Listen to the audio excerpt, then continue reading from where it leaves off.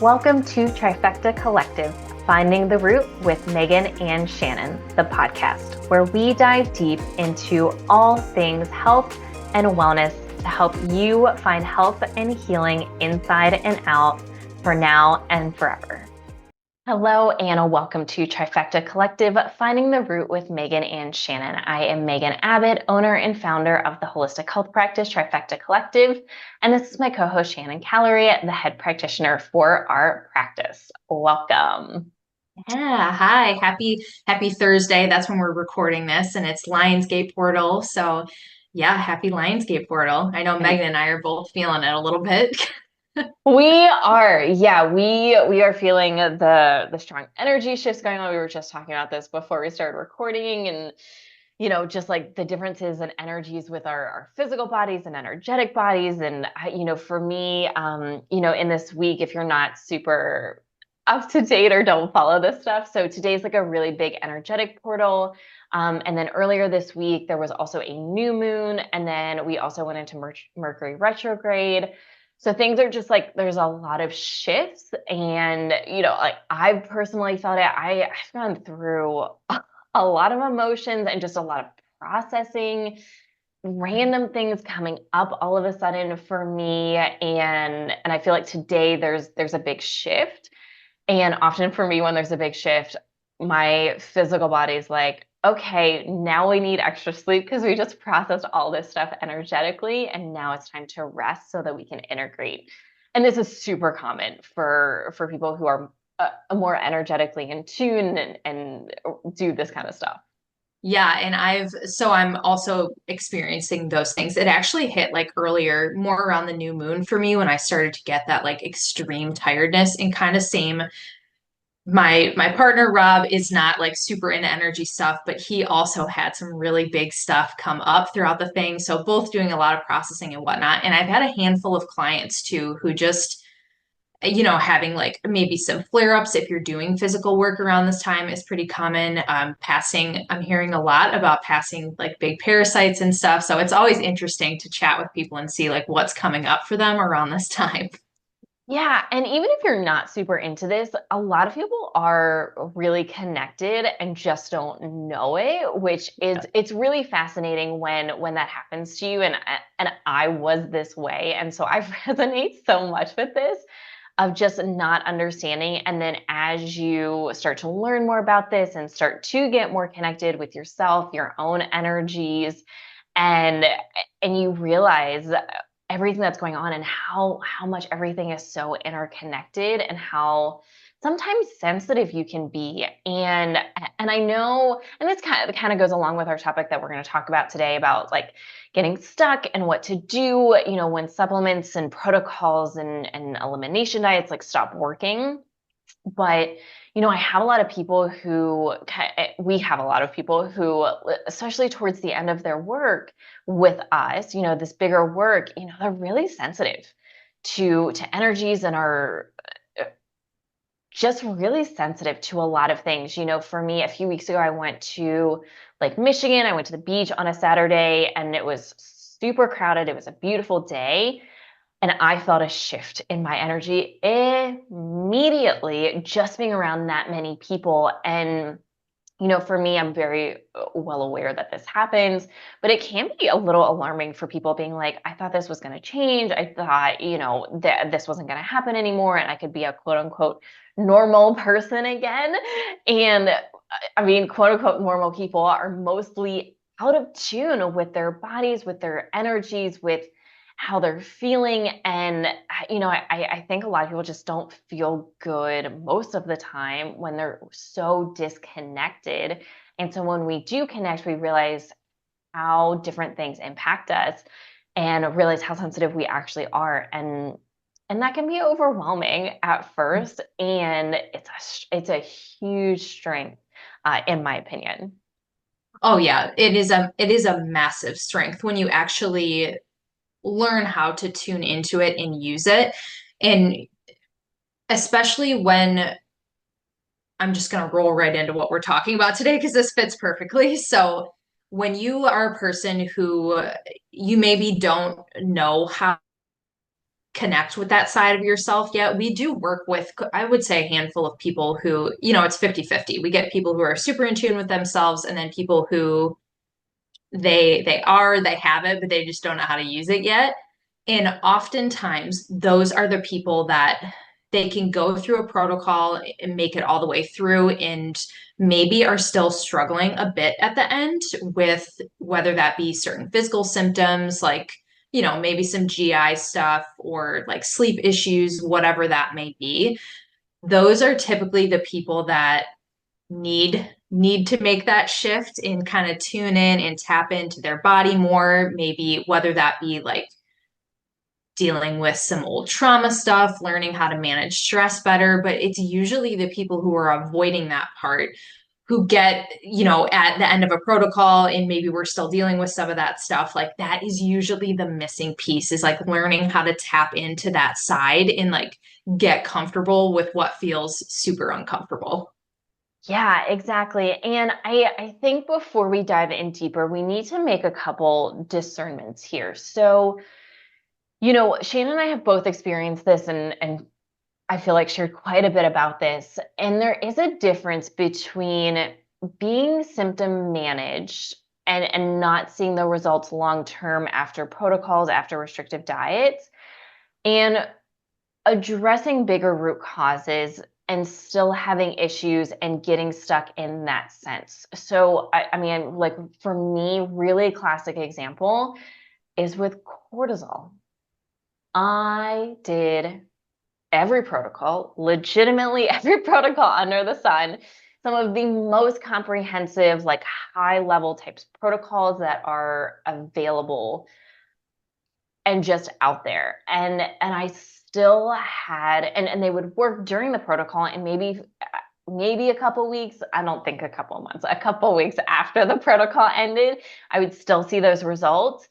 And then I'd go right back. And once again, for us, and you can always go back and listen to our high cortisol episodes and where we dive deeper into this, but you know, cortisol issues are often a symptom, and we need to look at bigger stresses inside and outside of the body. And at this point in time, no one had talked to me or addressed heavy metals or parasites or the Epstein-Barr virus for that matter at that point in time. And no one had brought up trauma healing, the value of nervous system regulation. This was before I really got into that side of things. And, for me, looking back, of course, none of these protocols for cortisol, proper cortisol regulation, were going to work long term because my stress bucket was still too high, both internally and externally, that I was never going to stay regulated. Mm-hmm. And oh, go ahead. Oh, More? no, Okay. you can go ahead. Um, yeah, and no one, and that's the thing, like, it's a very similar experience, and no one tells you that. And I feel like it's super important for us now as practitioners helping people which we do our best to be upfront with people about this. Like, for me, it was like just constantly for years targeting SIBO and like Candida. I swear that's what everyone went after when we were trying to work on healing me and all the things. And I had one practitioner, one out of like this 10 years of a time frame, say, you have like your adrenals need some support, you've got some cortisol stuff going on, you should really look at like stress. But she didn't necessarily know how to guide me through that. But I do remember one person bringing that up to me, and I was like, it was like a throw your hands in the air moment. Like, what are you talking about? Like, I don't know how to do this. No one said this before. Like, I don't understand what you're saying. And now looking back on that, I was like, oh my God, like if I would have just like followed with that or like hung on to that and whatnot, these protocols probably would have helped a little bit more than they did. I still was missing like the huge root issue, which was mold for me. But, bottom line is no matter how much work you do with supplements, if you're not getting that nervous system portion, like you're not getting the whole picture there.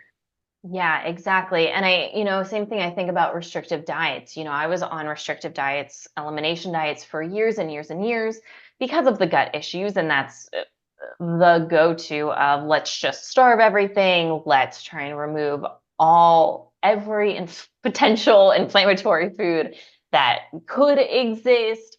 And yeah, I mean, I got down to chicken, steak, and white rice. And those are the only things I could eat without having significant reactions, which is not good, is not healthy physically, missing a lot of great nutrients, just eating those three items. And I mean, talk about food fear and just Ugh. anxiety going in. Every single meal, just having extreme anxiety about, okay, am I going to react? Okay, well, I have this to do later. What if I do have a reaction? Like, what if I am crazy bloated and I'm in a lot of pain? What if my back flares? What if any of these things happen? And having that, I mean, I could have eaten anything at that point, and going in with that level of anxiety and stress, I would have reacted anyways. And so this is a big reason why, once again, you can go back to our episode on eating disorders, disordered eating, and we dive deeper into that restrictive diet piece. And this is a huge reason why we're not massive fans of elimination diets, restrictive dieting. And they do have a time and a place for sure with certain things. For us, we'll largely use it for if someone is having crazy flares with mold and mast cell issues. Yeah, going on a lower histamine or lower oxalate diet, and keep in mind I said lower Yeah. histamine and a lower oxalate diet, not a low histamine and low oxalate diet, because those are very restrictive, very, very, very restrictive diet. That, yeah, it can help temporarily and manage your symptoms so that you can feel a little bit better, so that you can get stress under control, so that you can, kind of get through as we're doing this bigger work. And at the end of the day, if you're on these restrictive diets forever, I mean, that's not gonna fix you. you're No. you're not gonna heal. Yeah, and as soon as you go to eat something again that you normally don't eat, you're probably going to have so much fear internally around it that you're going to have a reaction no matter what. And honestly, most of the time with our clients, we are working on trying to get people to eat more food because it's such a big, we do work with a lot of female clients and, we work with males too. And it's not only for, this isn't only a female thing, it's also a male thing, but just like not eating enough food or not enough of the right food. Because I think it is pretty common for just like with society, diet culture, whatever you want to call it, um, not eating enough protein, specifically females like being maybe afraid to get like bulky and whatnot when there's already other issues like food fear, body image stuff going on in the first place. So, yeah, most of the time we're actually working to try and get people to incorporate more food in their diet. So it just the approach of trying to remove more things is typically always going to be more stressful. So we really try and not utilize that unless it's absolutely necessary. Yeah, absolutely. And if we think about something like SIBO, so with SIBO, which symptom, not a root cause. So if you're only addressing SIBO, yet you're also not going to heal. You can, once again, I've taken every supplement under the sun to try and kill SIBO, and it always came back. And a low FODMAP diet is often recommended with SIBO because you're starving the bacteria, but then, the bacteria can go hide, and then biofilm disruptors. And it's just a whole cycle. Plus, like, what is feeding the SIBO in the first place? How and why did it get there? What are your stomach acid levels doing? Toxin overload.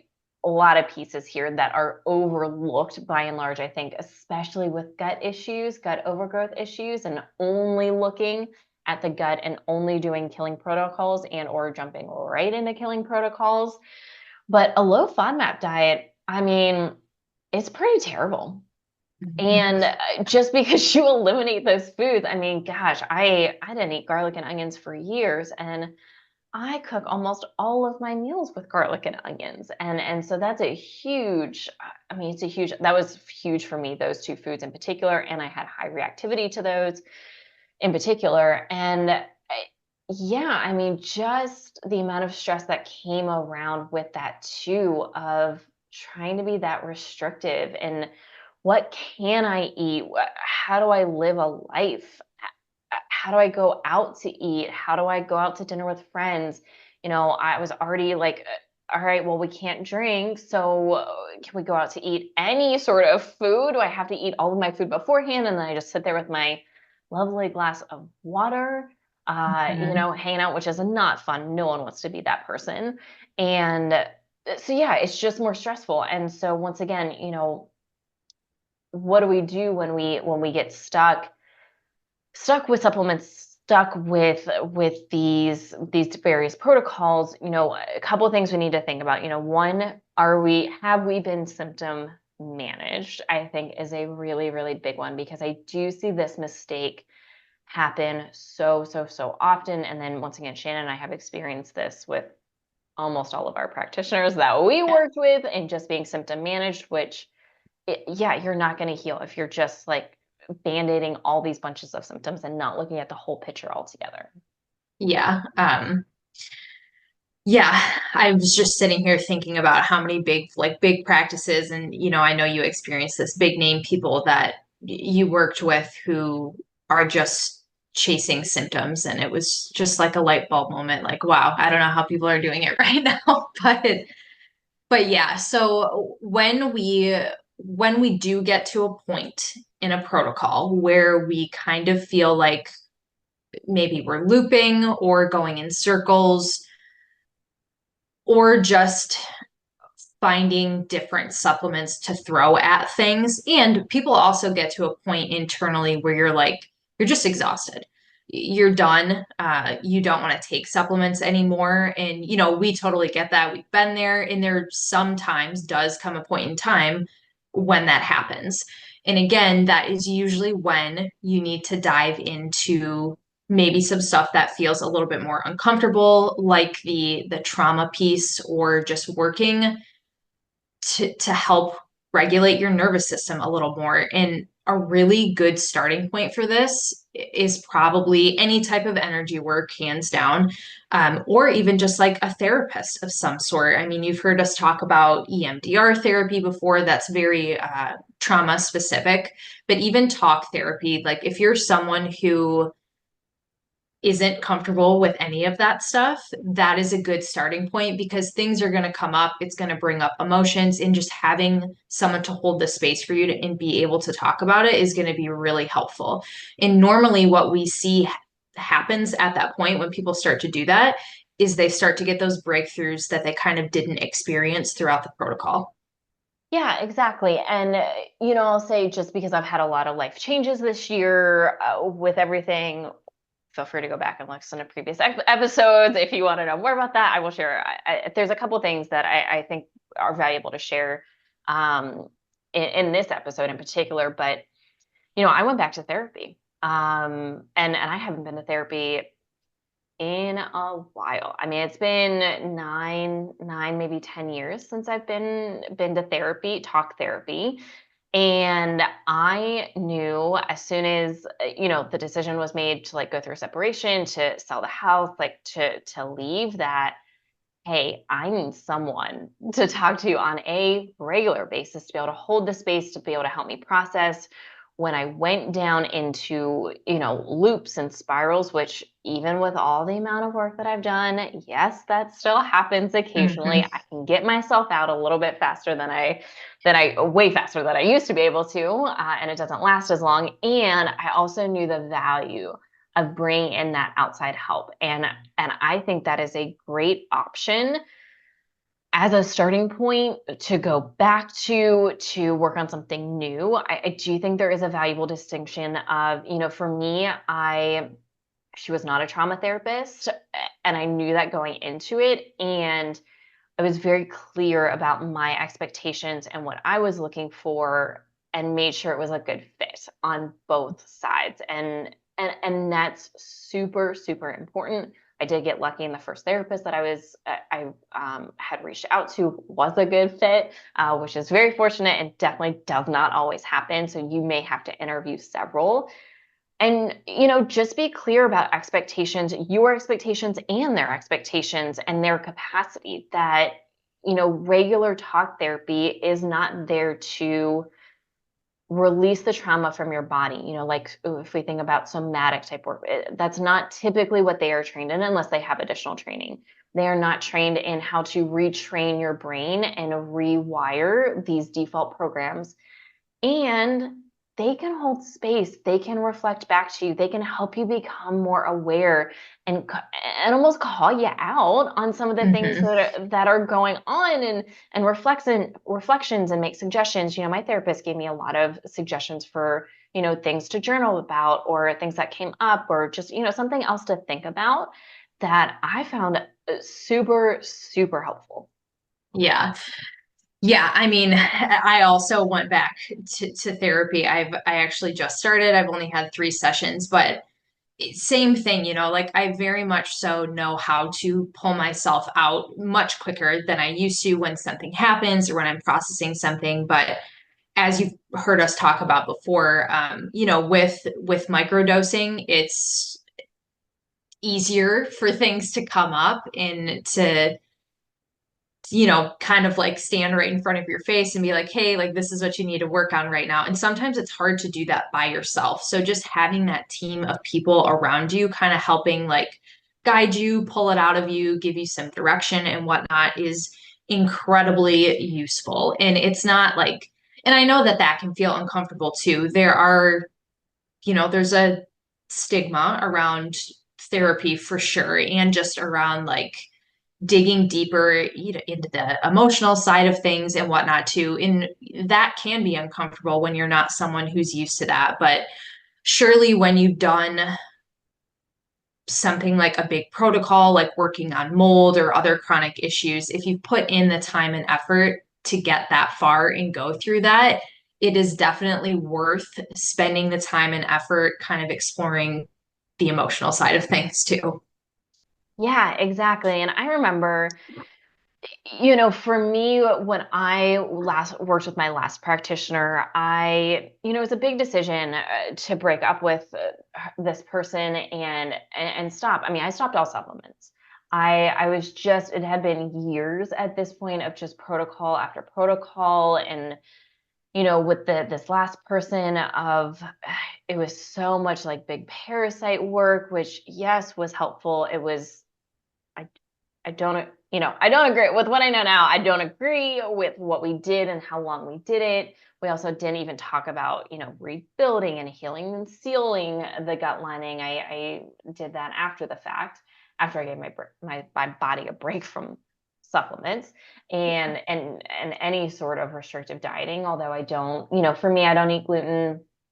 I largely don't eat dairy. I shouldn't eat eggs. I don't respond well to them. They have snuck back into my diet here recently because they're super delicious and I love them. And my skin is screaming at me to stop eating the eggs, and I will at some point. And but you know, for me, like gluten was a hard and fast no to keep out. But sorry, I digress here. So going back, so I stopped everything, and shortly after that, I got certified as I got my Reiki attunement, Reiki level 1, level 2, and I had been off supplements for a little while before I went through that, and then I passed a big parasite. And yeah, I mean, it was really interesting for me, kind of starting that and then getting into the plant medicine space and seeing how much of a difference in, especially for me, sleep, energy, kind of bloating. And not that those were major issues for me, but they were still there. They were still lingering. And I'll say the sleep is a little, you know, it's a little wishy-washy sometimes. And there largely that is energetically related. And I'm aware of that. And there's also shifts and changes and a bunch of other stuff that I'm not quite ready to share, but we'll share at some point in the near-ish future and chat more about that. But yeah, I mean, it was just really interesting to see without supplements, without these restricted protocols, how my body was changing and how I was feeling differently and feeling better And then for me to go through this Reiki attunement and then pass a parasite and feel a massive sense of relief. And then for me to take a week to recover from that as well, and really get my energy back. And then going into journey spaces and seeing how much healing can be done, for me through all of my journey experiences, particularly, obviously the most intense being the one I most recently went through in March with ayahuasca and Wachuma and that space. And yeah, I mean, yes, I think supplements and nutrition and lifestyle, like all of these things are important. And if you're not going to do this piece, just be aware that there are limitations. And as Shannon has said a few times now, it is not comfortable a lot of the time. And I know that can be really challenging for people. And I'm gonna pause there before I bring up my next topic in case Shannon has something she would like to expand upon because I was just talking there for a while. No, I mean, nothing major to add, just I just want to stress how important this piece is, which is why we're literally doing a whole podcast episode about it. Just like it taking the time to maybe even like slow down, of course, like if you're on a protocol, completing it, but if you are a person who's like stuck and not getting anywhere, like just taking a pause, checking in with yourself, and maybe reaching out for some extra emotional support in different direction could be a really great next step for you. Yeah, and just kind of going off of that, and once again, this is a little bit fresh for me, and I've also gone through this in different ways.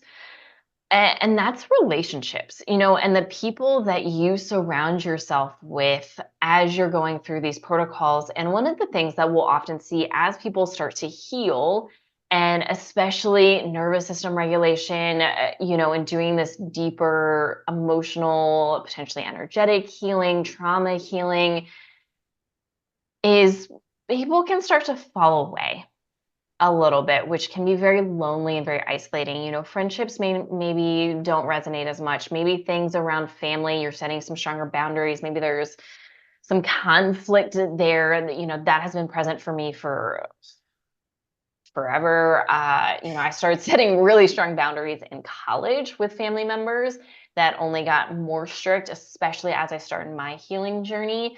I mean, I set some really, really, really strong boundaries with my family, and so that just left me pretty isolated from family, which I still firmly stand behind. And I absolutely needed that at that time and was a really, really good choice. And yeah, I mean, I lost a lot of my, I'll say most of my friendships fell away once I was in this car accident, stopped drinking, stopped being able to do like a lot of these things. And it was very lonely and very isolating. And being able to find now, and this has been several years ago at this point, but being able to find new friendships and friendships that revolved around, other people doing the work, other people trying to heal, that's also really healing for me. And I think there's a lot of healing that I've gotten. Once again, that I don't think there's no supplement, there's no diet that could have done this for me. In that being able to surround myself with support and just people who were on similar paths that we can talk about these things, and for me, a lot of my friends, many of my friends are older women, and being able to hear stories about like perimenopause and menopause, and obviously I have formal education around this, and some of them do as well, and but we're all on this healing journey, and there's a lot of value in that, and it also took a while to find those Yeah. people. Yeah, I'm really glad that you brought that up because that is something worth noting, and it'll go either way, where, like Megan said, people, and I'm certain that for almost everyone, once you get into the deeper work, it is very common that you will have some people fall away out of your life, or you're going to have people who see you and honor you in what you're doing, and they're able to support you through that. And it doesn't necessarily mean that they're doing the exact same things or even changing their own lifestyle, but they're able to kind of like stick with you on that journey and maybe support you in a different way and just like accept you for changing and who you are. So I mean, I also had that happen. I had some friends fall away. I do feel very thankful. I have a group of girls that I've known since like grade school, and we have been through so many ups and downs together, and it was not always good. But now, we're all in our 30s now, and just looking back and being like, wow, we were able to all adjust and grow into adults and somehow like all still like be there for each other and accept like the new versions of ourselves. That's pretty cool. So it's very different for everyone, especially in relationships with partners. When you start to do the work, things change, things become more eye-opening to one another. And it's kind of like, you can't force your partner to dive in and be on the same page as you and want to do all the things. But it is important to, make sure someone is able to continue growing with you, even though it may not be in the exact same way.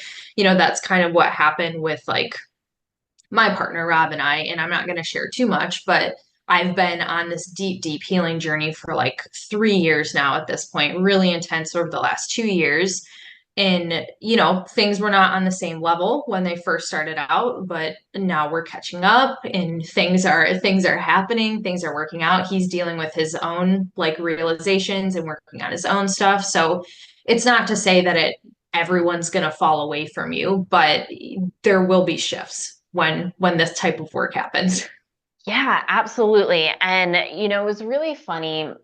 And certainly, we see this in the plant medicine space. And when I first got in the plant medicine space, I journeyed mostly in women's groups and still have journeyed mostly in women's groups. I've done a couple co-ed things here. And, looking at a lot of, especially the facilitators and a lot of their friends, all divorced. And when I first got into it, I was in the space, I was doing deeper healing, and I still didn't quite understand, and I think for me, there was some judgment on my part.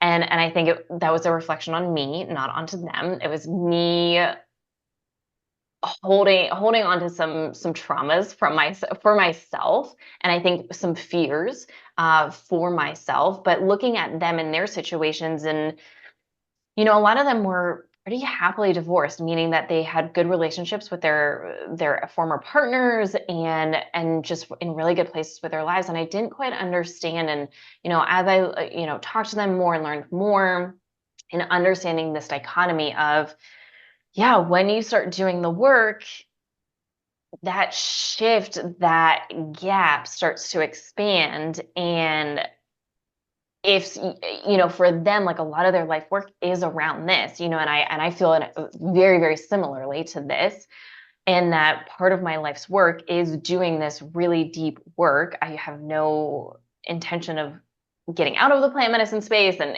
not continuing to do like deeper work. And I think there can be a lot of shifts and changes in what that looks like and how that looks. And if your partner is not close, coming up behind you, this presents a lot of challenges. And this is how, this is how I ended up. And this played a big role in the situation that I'm currently in, and in some of my decisions, from this year, knowing that it was going to be best. And it has been, especially since I've been in Michigan here since the end of June, just a deeper sense of healing. And once again, it's still pretty fresh and not quite open to sharing all of this and what this looks like. I will be at some point. I'm getting close. And yeah, I mean, just a deeper level of healing, a deeper level of safety in my Mm. body, and even stress. I was sharing this with one of my friends, not too long ago. Like, stress feels different to me now. Stress used to be, I could feel it through my whole body. I would still get like some like looping anxiety type things coming up. I actually don't feel stress largely in my body. And it just like, it doesn't show up because my body feels so safe and so regulated in a way that, I mean, I have zero memories of ever physically feeling this way. And to be able to reach that point, there, once again, there's no supplement, there's no protocol, there's no elimination diet. Like, there's nothing that could have gotten me into this place of feeling this way other than working on trauma, making some decisions, making very challenging, seemingly not popular decisions among certain people or groups, and even among myself several years ago. I probably would have judged myself for the decisions that I have made. And being able to feel the way I feel, this level of safety and relaxation and comfort and connectedness is just the result of years of this work, and then kind of these big decisions that happened that all of a sudden felt like I had to make and were very necessary, and I obviously were the right decision for me. So yeah, I mean, Yeah. it's nothing else. Yeah, and that's just it, is supplements didn't do that. You did. And I can easily say the same thing. Like even working through mold, of course I felt different after that. Of course my body felt different. I felt better, but there was still things that I wasn't able to shift, that I had to dig down deeper and address those certain traumas in the way that I responded to things, in regulating my own nervous system. Like those were things that had to be done separately, that did not involve supplements, in order to get over that hump and feel that safety, like you said, and feel less anxious and be able to sleep without sleeping medication. And the list goes on and on. But yeah, I mean, that's the whole point, is like there just comes to a point where supplementation isn't going to get you where you desire to go.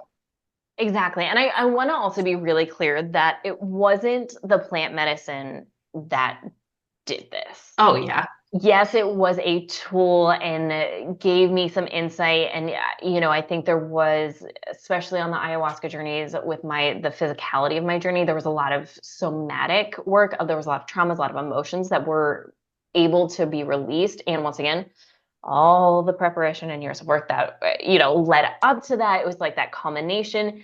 And there was insights and being able to tap into myself, my intuition, and there were signs there. I mean, none of this was like out of the blue necessarily.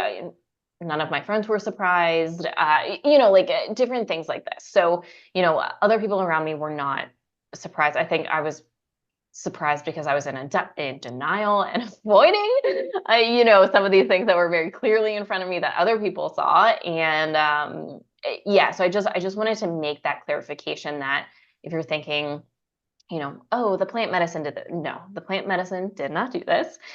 And it was a tool just to give me some insight. And I also had a choice. I could have chosen to stay exactly where I was. And I had some insights into what that would feel like, and it did not feel good, which is why I chose not to make those decisions. Yeah. Yeah. Good call out on that too. Cause I think people, it's kind of the same concept as like a magic pill or a supplement. Like for plant medicine specifically, yes, it can help with like rewiring the brain and helping you kind of like think and maybe feel in a new way. But ultimately, you and your body, you're the one doing the work to process that. And it's not only happening while you take it, you're going to be doing a lot more work outside of that. Yeah, and if you are not doing the work outside of it, look, you're not going to get the benefits. I've been in these spaces enough. I've been around enough people over periods of time who keep believing that these plants are the answer, and they're not. They can be a valuable tool. I'm not saying they aren't. And if you're not doing the integration, if you're not doing other work, other deeper dives like connection work, journaling, whatever it is, whatever resonates with you at that time, you're not going to see the big shifts that maybe you want. And the big shifts, sometimes for me, like they happen all at once. Sometimes it's a slow roll here, for probably a year and a half, they were a pretty slow roll. And then, all of a sudden for me, it was like things were ready and it was like massive shifts. And so also don't expect massive shifts right off the bat. I did my first journey. Once again, I had been doing work for years before I went even into my first journey. I had been microdosing for several months. There was just a lot that went into that to make some of these shifts and changes possible and accelerated with the aid of plants. Yeah, and your body does have to be ready for it too. So in that kind of looping back to doing some of the deeper work around toxins and whatnot, that's why we like to start with that. I mean, no harm in maybe starting at the same time, but still removing those toxins from your body and whatnot and doing the rebalancing, making sure you're able to digest food properly and actually get the nutrients and the benefits from it. Those things are going to help set you up to do the emotional work even better. So that, that is an important piece. We're not saying, of course, we're not saying that there's no use for supplements and whatnot, because there definitely is, but just maybe not for the rest of your life. Yeah, exactly. And for us, for me, like I take a multivitamin. Mhm. Sometimes I take a digestive enzyme. I like mushrooms, so I'll do like lion's mane and reishi are pretty in my wheelhouse right now.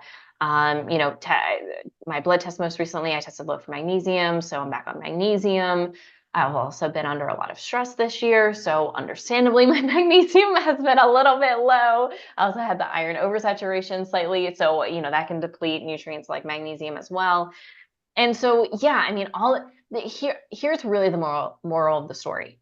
Everything matters. It all matters, and doing just a piece of this often doesn't work. And I talked a little bit about this in our 5 pillars episode, the solo episode that I did of there's a reason why we have these 5 pillars, and they are non-negotiables for us because we've been through it. We've tried to just use the supplements or nutrition or the lifestyle or the nervous system regulation piece, and they all really come together. And if we think about we're obsessed with the liver and toxins and toxin overload and supporting the liver. Well, guess what?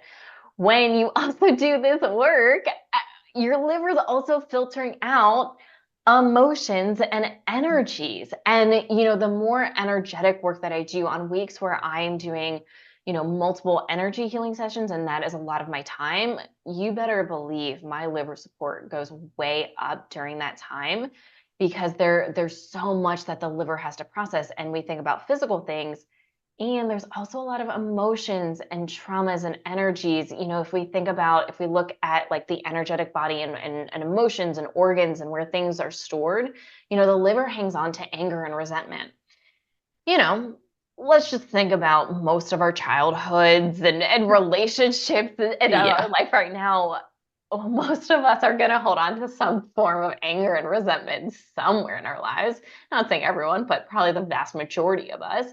So why would we also not need to support the liver and taking stress off the liver and balancing blood sugar, whether that's through nutrition, through supplements, and looking at all of these things. That's why all of this really goes together. And this piece is also the piece that is often not taken very seriously, which is where we see so many people getting stuck in just trying to out supplement, out elimination diet, out restrictive diet, their health protocols. Yeah.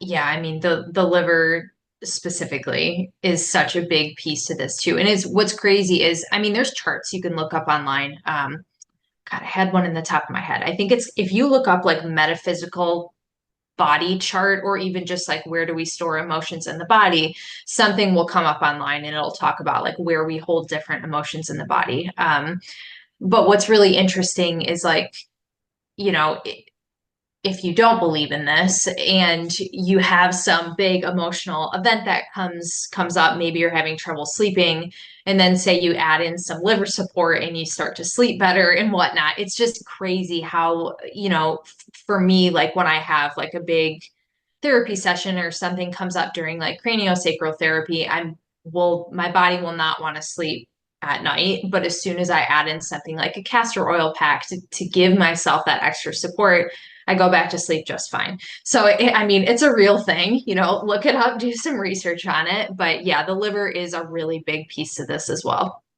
Yeah, exactly. So, and once again, if we look at long-term maintenance, one of the biggest things that we recommend is continued liver support. And that doesn't have to look the same as it did, in the middle of a protocol, but some form of liver support on a somewhat regular basis. I'd say at least once a week, once or twice a week. There is so much value in that. The other piece that we always recommend is nervous system regulation. Once again, if we just look at this stress bucket, the more we can take out of this bucket, the more room and flexibility you have throughout the rest of your life. And we all go through stressful periods of time. Things happen, situations are going to come up. And if your nervous system, the more regulated your nervous system is, just the more room you have in that bucket, and the less likely that you're going to have a flare of your chronic viral issues, of your gut issues, of cortisol imbalances or dysregulation. And so this is why setting yourself up for success really comes down to, all right, well, what can we eliminate out of that bucket? And how can we continue to lower what's in that bucket? And this is where a lot of the deeper work comes in. And once again, for me, I felt like my bucket's been fairly low for several years, and it continues to get lower, and I continuously get surprised at how I feel, and the health benefits of it, the cognitive benefits, emotional benefit, all of these benefits that I get from this. And it's just, I mean, it's really incredible to think about, even just where I was 2 or 3 years ago versus where I am now, and thinking I was in a good spot. And all right, well, where am Right? I Yeah. now? Yeah, like I'm in an amazing spot. Where am I going to be in another 2 to 5 years? Like, I can't wait. Yeah, and that's the thing too, though, is like that's what's exciting is once you start doing it and you even if you feel like the slightest bit better or see the smallest change, you're like, oh my God, like I never knew I could feel this relaxed. Like I didn't understand that I was anxious all the time. And then you keep going, and like Megan said, you look back and you're like, wow, like I was there and I thought I felt good, and now I'm here. Like, how much farther can I get? And it's never gonna be like perfect by any means because of course we always have stressors that come up in life, but there's not really a good way to explain it. It's just when you keep doing the work and you keep diving in, it really just keeps getting better. It's not always easy, but the end result is always better. Yeah, and once again, and I think we talked about this probably in the nervous system regulation, it is like a wave. It's like riding this wave. I think of this week.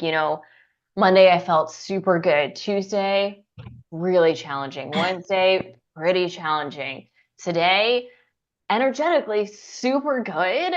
Physically pretty tired. But like that wave goes really fast now.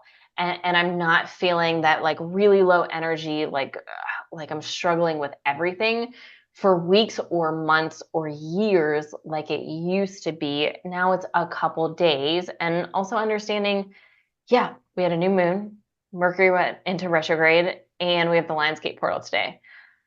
And I'm still, there's a lot of like shifts that are happening, with my next move, like all of this stuff that's coming up, like, of course.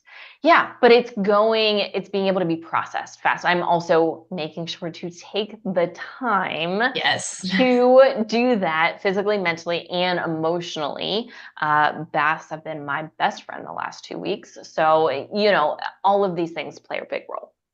Yeah, and that's if there's one thing like that you could even start with, I would say that's it. What you just said, being able to kind of like train yourself to take a step back and like bird's eye view, like what's going on in my life right now, and why, if you're really anxious or feeling overwhelmed, like stop and take a step back and be like, maybe you have kids, you have a full-time job, like whatever it may be, a family member passed away, like who knows, but just being able to remove yourself and kind of like step back and give yourself a break, that not a lot of people know how to do that, and that is a very helpful tool, and it can definitely help you along your journey. And I mean, you'll be pretty successful in handling emotions and processing things if you're even able to do that one thing. Yeah, and this is a huge reason why we recommend starting with like 3 to 5 minutes of some sort of mindfulness activity daily, whether that's meditation, breath work, somatic work, journaling.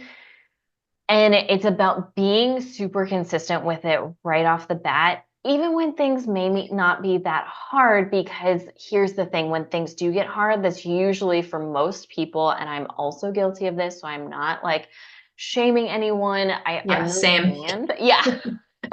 That when you get stressed, that's usually the first thing to go. And that is also when it's the most important to keep doing. And if it's a regular part of your day, of just a routine, a habit, the more likely it is going to be able to stay in there, so that you can take this step back, that you still have this opportunity to connect, to maybe take that bird's eye view of what's going on, what the situation is, and all that kind of stuff, so that you are not trapped in like the bottom of these waves that happen for too long. And if you are being able to step back and be like, this is where I am right now, this is okay, it can be hard right now, I can do hard things, and this is not going to be forever. Yeah, I love that saying, I can do hard things. Yeah. I used that a lot when I was first starting out in this work. Was the I can do hard things. I remember saying that to myself all the time. That's a good one.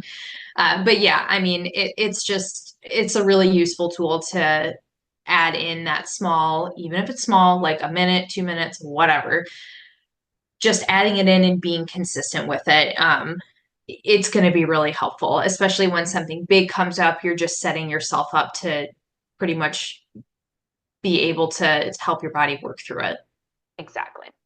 So if you feel stuck, hopefully this helps. If you have currently feeling stuck, if you have felt stuck, hopefully this episode will just give you some insight and know that you don't have to be stuck. And maybe there's some other areas to look at, maybe bigger picture, maybe you have been symptom managed, and maybe you're coming to realize that, look, there's no shame in that. We all were for many, many years, until we figured this out a little bit differently. And maybe you haven't been symptom managed, and maybe this nervous system, trauma healing, deeper connection with yourself is the next step. And we have a lot of resources to be able to help with that. There are just a ton of resources in general. You can definitely follow us on social media. Especially around the nervous system regulation piece, I do try and provide quite a bit. We have other podcast episodes, so go check those out. But you are not alone. You don't have to be stuck forever. It's okay. We've been there and we've gotten unstuck, and so can you. Yeah, you can come out of it. It might feel a little uncomfortable, and it might take a little bit more time than you expected, maybe some things that you weren't planning on, but if we can do it, you can do it too. Yes, absolutely. We just have a lot of tools, and we've built those tools over the years, and we started in similar places as you. So yes, you can do it. If we can do it, you can do it 100%. Yeah, for sure. Yeah. Awesome. Well, thanks so much for listening and joining us. As always, we would love it if you subscribe, follow, whatever it is, wherever you are listening, do that. One of those, whatever that is. And 5-star reviews mean a ton to us. So if it resonates, we would love a 5-star review. Once again, it really, really means a lot to us. Thanks so much for joining, and be sure to join us next time. Yeah. Bye, everyone. Bye.